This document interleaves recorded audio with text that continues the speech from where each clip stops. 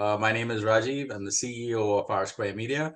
Today, I'm with a very special friend of mine, Rafer.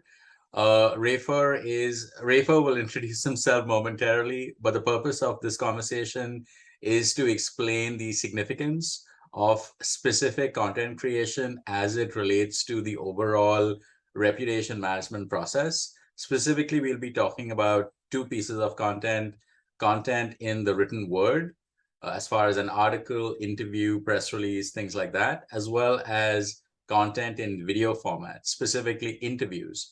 And these interviews could be similar to what it looks like if it was like a feature piece as it appears on TV, or a talk show or something like that. So before I really get more into it, Rafer, Kate, care to introduce yourself to the people watching? Hello, everybody. I'm Rafer Weigel. I'm a three-time Emmy Award-winning journalist. I worked for 17 years in both newspapers and TV news, and I understand the importance of taking control of your own narrative. And I love the idea of partnering with Rajiv with regards to doing this. If it's okay, if I just kind of jump right in a little bit, Rajiv, with regards to the content, quality is important, and it's very easy to commoditize video and written content. At the end of the day, and you can speak to this, in order to bury any of the negative press and replace it with positive press, that press has to be something that people want to read and want to watch. You really can't just put anything up there. I'm so great, and people need to read it, and the more people that read it, you can speak to this, Rajiv. That's going to move it up onto page one, because at the end of the day, that is the key. The content needs to get up on page one.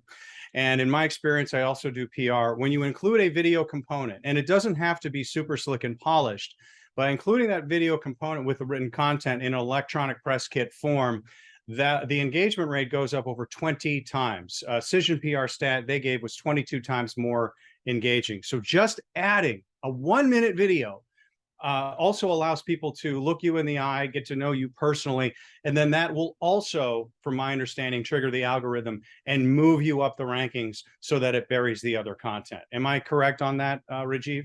Yeah, absolutely, absolutely. And yeah, thank you for that, Rafer. And so another objective of this conversation was so you've explained the significance, like pretty succinctly. Uh, Outside of that, can you maybe speak to some of the process? Because it is a relatively linear process Right. for both and I guess you could kind of approach it together, whether it's a video interview that you're doing and or a write-up of someone. I think some part of it shares like a similar approach. So maybe you just want to share that with those who are watching. Yeah, and so what it will be would be a video interview that'll be recorded. It obviously will not be live. I will interview the person like a journalist would, but unlike a journalist who's working for his own agenda, I'm working on behalf of yours and the client's agenda. And so the importance in that interview process is for me to find the stories. We're not making stuff up. I mean, I want to be clear, but at the end, we're going to find the truth, but the truth that the client and you and I want to get out there on behalf of the client. I record that entire interview. It can go anywhere from 10 minutes to 30 minutes. It just kind of depends. From that interview, I will write an article. I used to be a staff writer with the Los Angeles Times, and before that, the Chicago Sun-Times. Length will vary. I generally recommend about 450 words, succinct, powerful. Rajiv, the client, you can both sort of approve it. But at the end of the day, we want to make sure we write an article that will be of interest to audiences. That is the most important component. We want to write a story that's going to be interesting to read. Your clients, our clients, will still play a very integral role in that. But as Donald Miller, who wrote the book Building a Story Brand, we position the story as our client says, they're not the hero of the story. The hero of the story is going to be the audience, the reader. That's what trained journalists are aware of. That's what we know to do. When we're telling a story, we're doing it with the audience in mind. But our clients are going to be the guide in that story. They're a very integral part of it. So it's just it's a nuanced kind of thing that only a trained storyteller will know. The video then will be edited, right? So we're not going to do the full 20, 30-minute video interview, rather. We'll not have my questions in it. It will simply be the person talking. The questions will be brought up in a graphic if necessary, so that it gives a nice linear arc to the narrative that they're trying to convey. It will complement each other. It will not be word for word. The written word will give us the luxury of really getting a little bit deeper into some of the nuances that we need. The video is really there to get people's attention. We're a visual society. When you put those two together, you have a much better chance of that content moving up the rankings. And at the end of the day, that's what we're about, and that's what we're going for. Awesome. Thank you for that, Rafer. So in addition to that, I mean, yes, you have talked about, how and the what.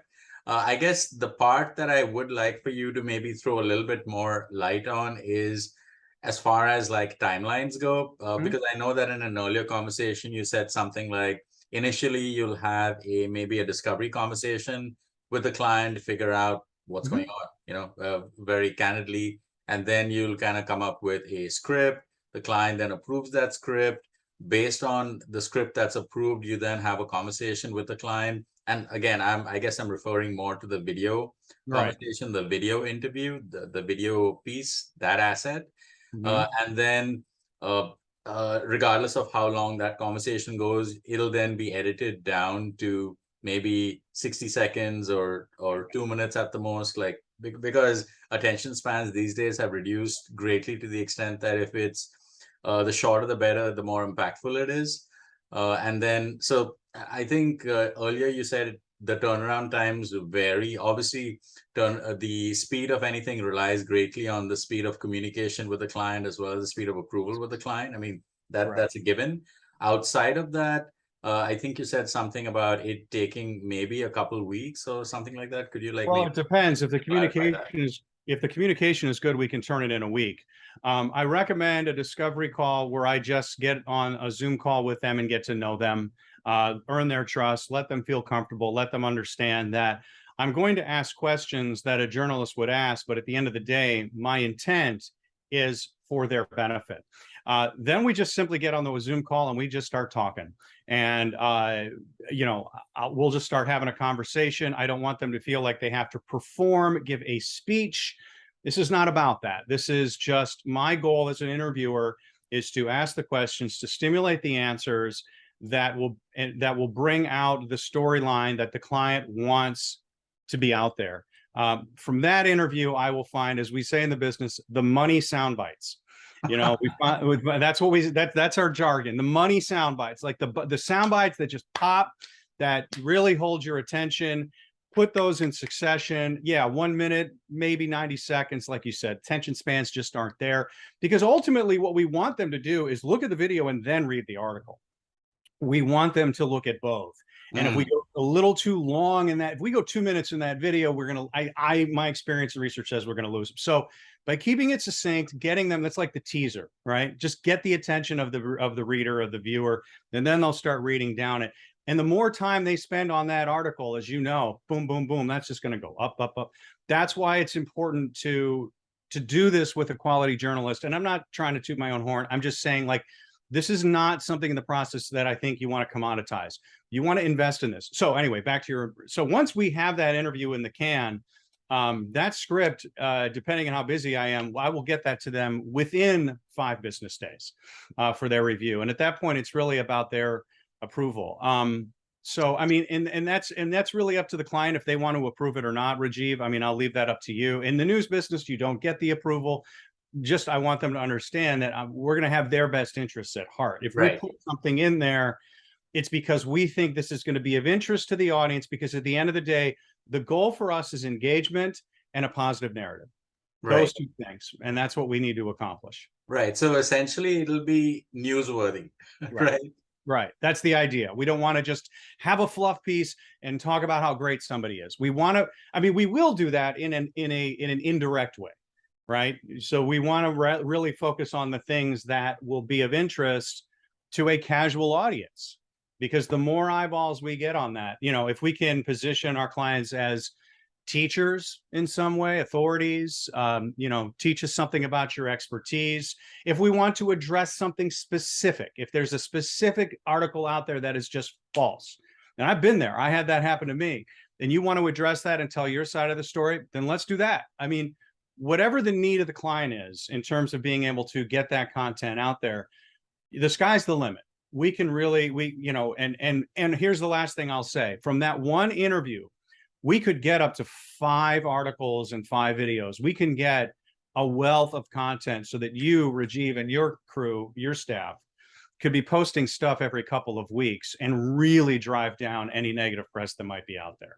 Gotcha. And also, Rafer, I guess just to clarify to our audience, in addition to, like if this piece is intended to engage like specific audiences, if it's something for a mainstream audience, and obviously this is something that you'll get to know in that initial conversation with the client where they're sharing their communication objectives. So if the audience is a specific audience, if it's a peer group type audience, if it's a industry peers type audience. So because sometimes we are creating content for clients to position them as thought leaders, to elevate their profile. So from that standpoint, again, I'm not saying that the narrative might shift significantly, but just to clarify to you, the audience watching this, if you wanted to create thought-provoking content to support your position as a thought leader, that's something that Rafer and I could totally help you with. If you look behind Rafer, you'll see those beautiful figurines. Yes, that isn't a Zoom background. That's actually the thing. In fact, Rafer, yeah, you can actually hold it. Yes, it's a real thing. It's not Photoshop or anything like that, as Rafer just demonstrated. Those are what, Emmy Awards, right? Those are Emmys. That's for my time in TV news, which I feel like I was a successful TV journalist because I started in newspapers. You bring up a really good point that I probably, as we say in the business, I buried the lead. The lead is we need to find out who the audience is. That's first and foremost. Figure out who is this for. And then everything is geared towards that. That's marketing 101. Forgive me, I'm a content guy, I'm a creative, but at the end of the day, that's what we need to decide on that discovery call. Who do you want reading this? And then we craft the narrative in a way that's going to engage and hold their attention. That is correct. And there's, I mean, you can speak to this, Rajiv. There's lots of different audiences. That's why, when we get in there and we get into the weeds and start, really getting into the key messages that the clients want, we can find different avenues for lots of different topics. Your clients are smart people. They got a lot to offer. They got a lot to teach us. We could break that down and create sequential episodic engagements. So they are really, really getting good quality content out there on their behalf. Awesome. Awesome. Yeah. So, Rafer, yeah, thank you so much. This has been tremendously helpful. I know that you kind of breeze through it for the purposes of, being judicious of people's time. But I hope that everyone got a fair overview of the entire process as we see it, as well as what's in it for you. What do you get?